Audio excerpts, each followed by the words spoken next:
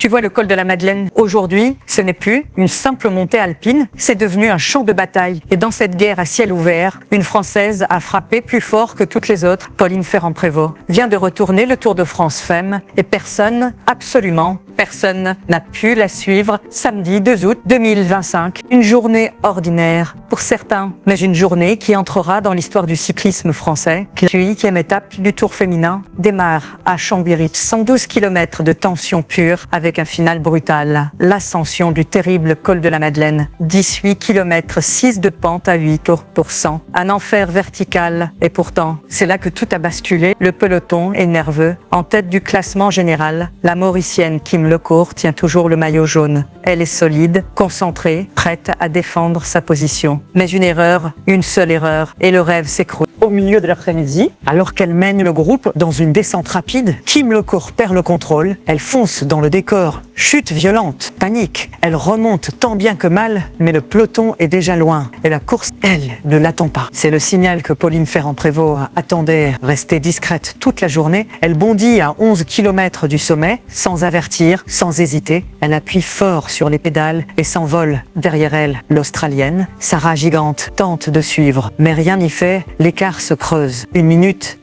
30, 1 minute 45. Le chrono s'emballe, les visages se ferment. Et PSP, elle grimpe toujours plus haut, au sommet. Elle franchit la ligne en solitaire, les bras levés, le regard fixé sur l'horizon. Sarah Gigante arrive avec 1 minute 45 de retard. Nia Fischer-Black, elle aussi australienne, termine 3e à 2 minutes 15. Derrière, les grandes favorites comme Demi Vollering ou Katarzyna Niewiadoma sont larguées. Le classement général vient de changer de main et la France tient peut-être sa reine. Pauline Ferrand-Prévot, championne olympique de VTT à Paris, double championne du monde, icône dans les sous-bois, légende en montagne. Aujourd'hui, elle est au sommet de son art, mais ce n'est pas juste une victoire physique, c'est une démonstration mentale. Sarah Gigante l'a reconnue. Je n'ai jamais vu quelqu'un grimper avec autant de facilité. Fischer-Black a salué une performance monstrueuse. Même Vollering a dû s'incliner. PFP était tout simplement injouable. Les réseaux sociaux s'enflamment. Reine Pauline, impératrice des Alpes, machine française. Les hashtags explosent. La fanzone de Saint-François-Longchamp explose elle aussi. La foule est en délire. Les drapeaux tricolores envahissent la route. La France vit un moment de gloire inattendue et méritée. Mais derrière la fête, il y a les chiffres. PFP prend la tête du classement général avec plus de 1 minute 45 d'avance sur Gigante, plus de 2 minutes 30 sur Vollering,